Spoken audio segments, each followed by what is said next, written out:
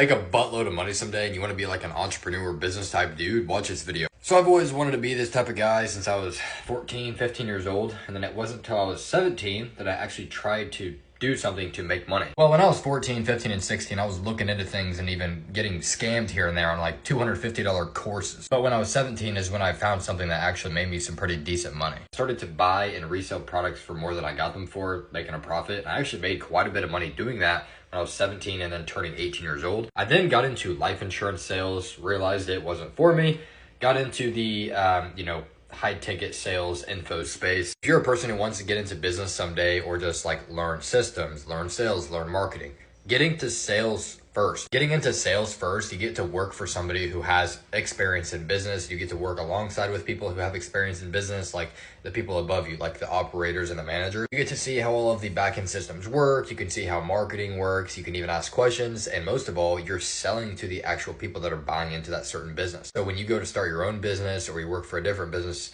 you have not only the sales skills, but also you learn marketing stuff and operations and managing. There's a lot of different skills that goes into being a really good salesperson. I think this is why I had decently good success with the offers that I was on, because I really had like a leadership role. Even though I was only like a closer and not ever a sales manager, unfortunately, I never had the opportunity to be. But I feel like being a leader on your team, no matter if you're a setter, closer, manager or operator, like you can be a leader, and I think you will do really well doing that. But make sure you know your place. Just go in there, learn a lot of sales, learn a lot of marketing, operations, and management, and you could have a lot more opportunities open up to you. If I would have continued doing what I was doing, I definitely would have been into more of a managing position, but I kind of got out of that certain industry and I started my own business. But I definitely think for beginners, like getting into any type of sales industry is pretty cool, but make sure what you're selling, you actually believe in. If you sell something you don't believe in, the conviction and belief in your voice when you're trying to sell this to prospects to get into the business or program or whatever,